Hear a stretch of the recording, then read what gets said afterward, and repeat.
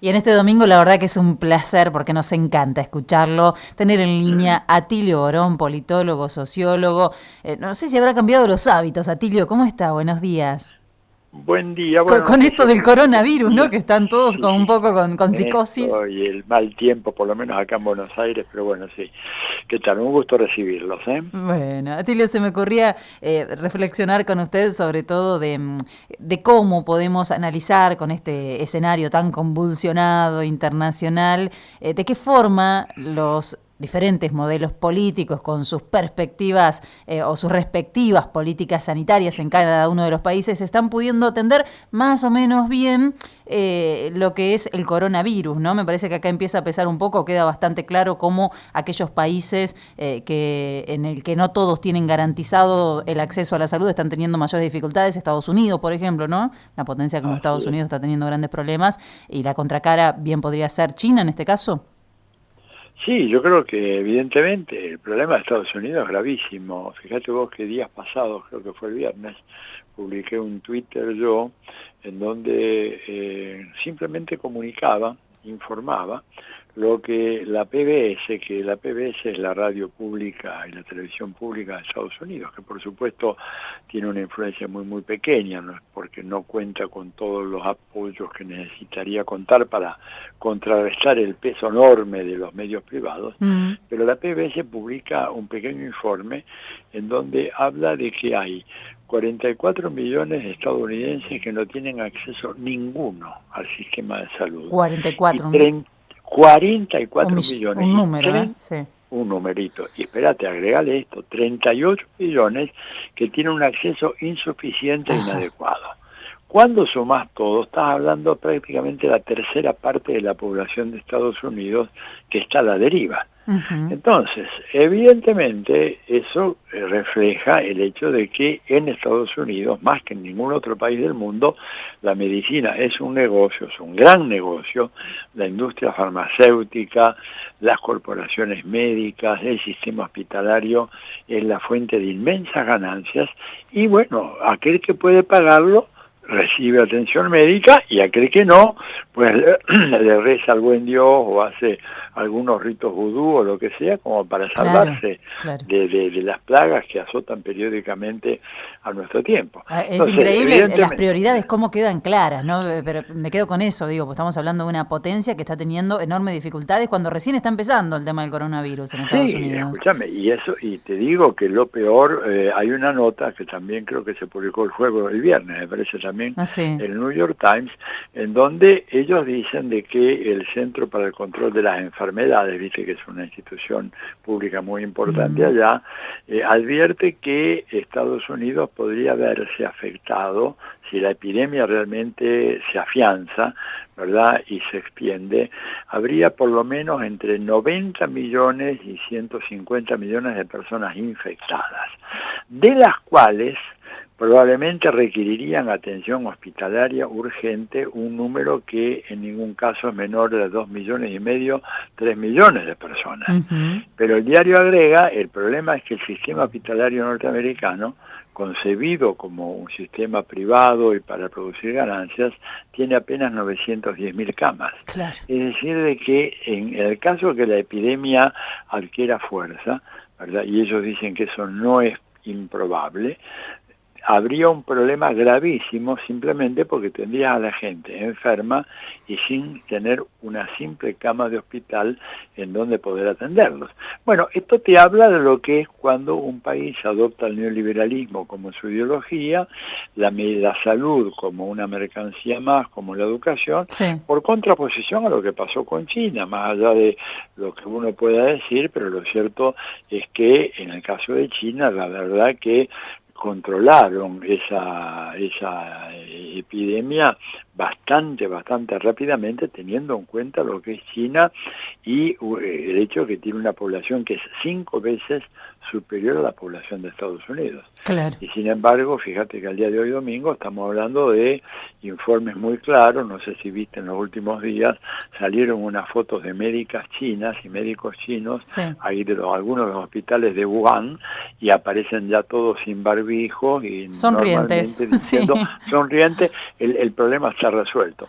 Esto habla claramente de que, bueno, al socialismo le puede no gustar al señor Donald Trump y a algunos estadounidenses, pero lo cierto es que un Estado socialista, con todas las peculiaridades que tiene el caso chino, supo resolver un desafío gigantesco en tiempo récord y con un número mínimo de vidas humanas puestas en juego, cosa que los expertos americanos dudan que pudiera emularse en el caso de que esa epidemia ocurriera ahora en Estados Unidos. Médicos chinos que además están viajando a Italia, están viajando a diferentes lugares del mundo para ayudar también a contener, por ahí no se dice tanto, ¿no? Ahora, lo que es el discurso neoliberal, digo que está resistiendo también en la República Argentina, tenemos a los productores rurales, a un segmento, ¿no? A los más ricos quejándose por las retenciones, tenemos las resistencias después del cambio de gobierno vigentes, pero no escuché a ninguno quejarse de que el gobierno invirtiera millones para poder parar este coronavirus. Digo, puede haber acá una lectura, no sé si Atilio Borón va a compartir o no,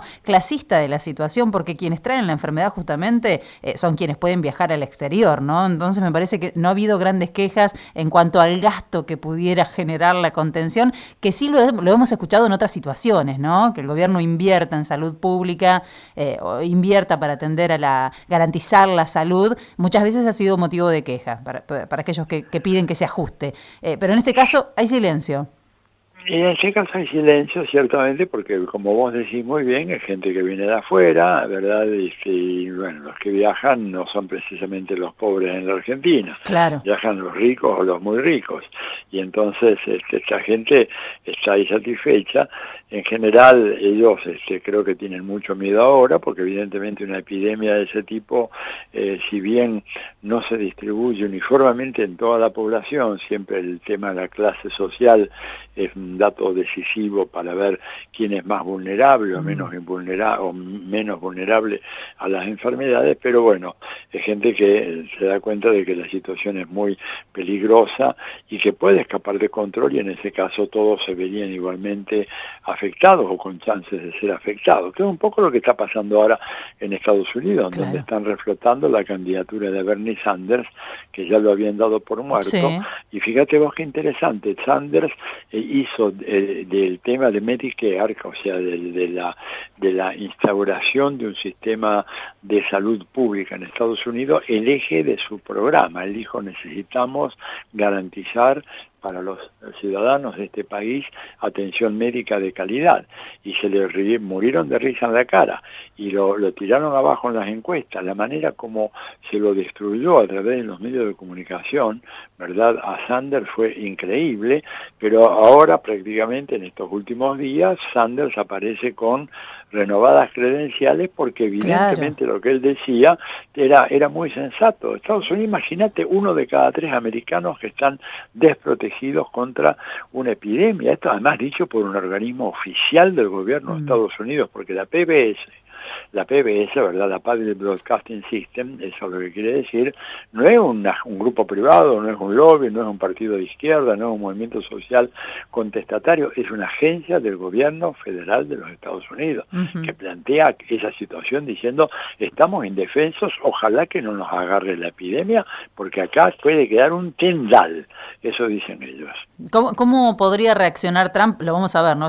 A veces es un poco impredecible, me parece, Donald Trump, pero ¿cómo está posicionado hoy políticamente para buscar una reelección? ¿Cómo lo va a impactar la crisis económica, no, además de la pandemia? Mira, hasta la semana pasada él venía bien, porque evidentemente los demócratas no tienen candidato. El único que puede ser candidato ahí con chances de ganarle a él es Sanders, pero Sanders es repudiado por quienes controlan la maquinaria, el aparato demócrata, que es gente básicamente vinculada al gran capital y nada más, ¿verdad? Pero a Donald Trump le salieron mal 2 jugadas. Cuando digo 2 jugadas, digo porque cada vez hay más sospechas de que esta epidemia tiene un origen un tanto extraño. E incluso comienzan a aparecer algunas afirmaciones ahora de diversas agencias del gobierno chino, pero que como yo no sé chino, yo creo que este es un dato fundamental, a mí no me gusta citar, viste, así porque hay una traducción en donde desaparece la fuente original y a mí eso no me gusta, quiero ser muy cuidadoso, pero como veo que aparecieran varias, en donde algunas agencias oficiales del gobierno chino están diciendo de que Estados Unidos habría tenido algo que ver con el estallido de esta epidemia.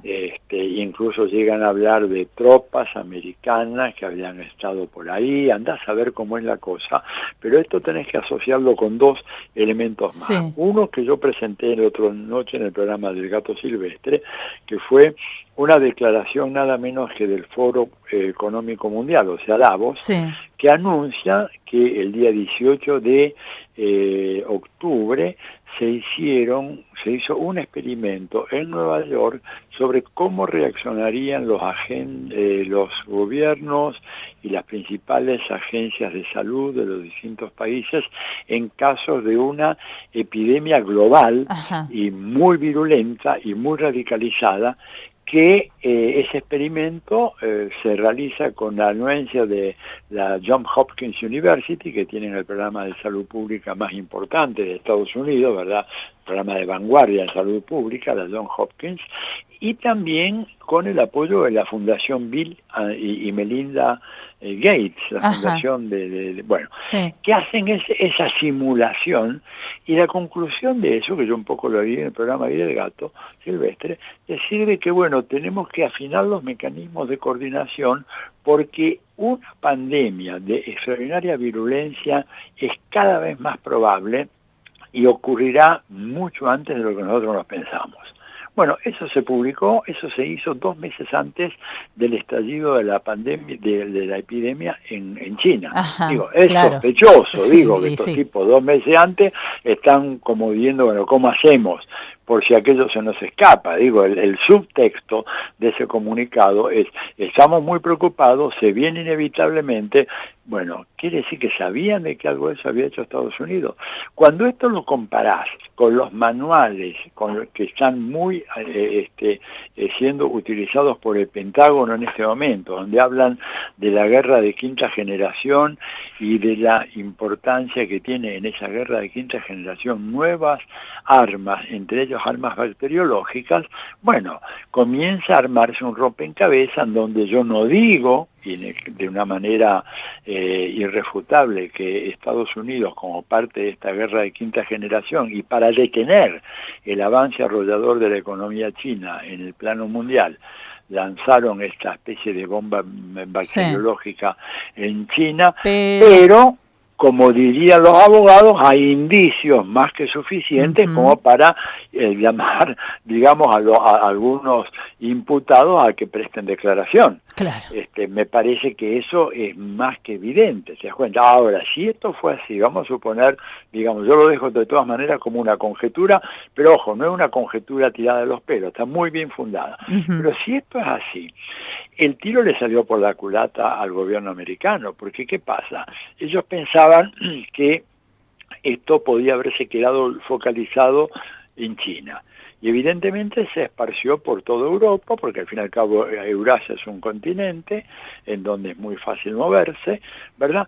Pero además produjo una hecatombe económica mundial que va a tener consecuencias tremendas que recién se empiezan a ver ahora, ¿verdad? Porque vos imagínate con esto de impedir los vuelos transatlánticos, todos los vuelos que constituyen el corredor del Atlántico Norte, que es la ruta para los europeos es la ruta más rentable de todas las rutas de las grandes líneas de de navegación que tiene aérea, ¿no? Que tiene Europa, Air France, KLM, Lufthansa, etcétera, la británica, ¿no es cierto? Todas esas, básicamente el gran negocio de ellos es el negocio del tráfico en el Atlántico Norte. Todo eso se viene abajo. Claro. Se viene abajo el turismo, se viene abajo la gastronomía, se viene abajo los grandes espectáculos. Hay países como Italia que han tenido que clausurar todo tipo de actividad económica y esto empieza a trascender a otros lugares. Tengo amigos que estaban en Nueva York hasta hace unos pocos días. Prácticamente Nueva York se transformó en una ciudad sin espectáculos, sin museos, sin nada de la noche a la mañana, sí, con el impacto económico feroz que tiene todo esto. Entonces, Trump, y ahí, discúlpame todo el largo por favor. Itinerario para responderte, Trump, que la tenía relativamente fácil hace una semana y media, en este momento puede tener una situación muy difícil porque enfrenta un país amenazado por una epidemia tremenda y por una recesión económica colosal. Y ante ese cuadro, con la gente diciendo, bueno, esto nos ocurre porque no tenemos un sistema de salud pública eficiente, porque dejaron ganar mucho dinero a los farmacéuticos, a los médicos, a los hospitales, porque los seguros de salud son carísimos, y además encima tenemos una mega recesión, y de repente puede ganar cualquiera que se ponga enfrente de Trump. Claro. Bien, bueno, no, pensaba mientras lo escuchaba describiendo el escenario Atilio, el escenario internacional, que creo que todavía nos cuesta dimensionar a dónde nos va a llevar todo esto, ¿no? Ojalá no sea tan tremendo como parece, como lo vemos venir. Sí, ojalá que no, pero hay que estar precavidos. Hay que ser precavidos. ¿Y cómo cree que va a impactar este escenario internacional? Lo traigo para nuestra casa, ahora para la Argentina, la negociación que Argentina lleva adelante con los acreedores. ¿Lo va a beneficiar en algún punto? ¿Será perjudicial? La caída del precio de los commodities claramente nos está perjudicando. Bueno, caen, pero no todos. Cayó sobre todo el petróleo, ¿verdad? Producto de una guerra que hay ahí entre Estados Unidos, Rusia, Irán, Arabia Saudita. Pero yo creo que en un cierto sentido, y aunque esto sea doloroso decirlo, este derrumbe de la economía mundial, que es lo que todos están pronosticando, hace que la problemática de la deuda argentina adquiera una importancia mucho menor, por lo tanto atraiga mucho menos la atención de las autoridades económicas mundiales y el Fondo Monetario Internacional ante una debacle gigantesca como la que se está produciendo, bueno, afloje un poco la presión sobre la Argentina, porque cuando vos estás en el Titanic y el Titanic se está hundiendo, no te vas a meter vos con el tipo que maneja la cafetería de la tercera clase del barco, sino que te preocupás para que el barco no se hunda. Entonces yo creo que esto al gobierno argentino le viene, digamos, como una especie de alivio, porque tiene un marco general desgraciadamente marcado por una profunda crisis que nos va a afectar. Yo con esto no quiero decir que no va a afectar la crisis a la Argentina, va a ser un impacto también muy fuerte. Pero hablando específicamente del tema de la renegociación de la deuda, tengo para mí la convicción de que esto hace que la relevancia que antes tenía la Argentina, cuando se decía cómo la Argentina en default afecta a la economía mundial, bueno, hoy en día la economía mundial está por el suelo, hecha trizas, y por lo tanto de la Argentina ni se acuerda. Hemos dejado de hablar, aparte de la deuda en estos días, ¿no? Claramente están apareciendo otros problemas más importantes. Atilio, la última, no quiero abusar de su tiempo. En esta semana he leído varias columnas en la prensa hegemónica y más o menos la cosa pinta así cuando se habla del perfil de Alberto Fernández y el de la vicepresidenta, ¿no? Cuba influencia, malamente por supuesto, a Cristina, y Estados Unidos trata de apuntalar a Alberto Fernández, ¿no? Todo el tiempo marcando la grieta entre Alberto y Cristina y una influencia cubana y una, si se quiere, influencia o una cercanía más norteamericana sobre el presidente. ¿Apreciaciones o su mirada, Atilio, sobre cuál es el perfil del gobierno de Alberto Fernández en cuanto, bueno, a las relaciones bilaterales con Estados Unidos o a su inserción en el mundo?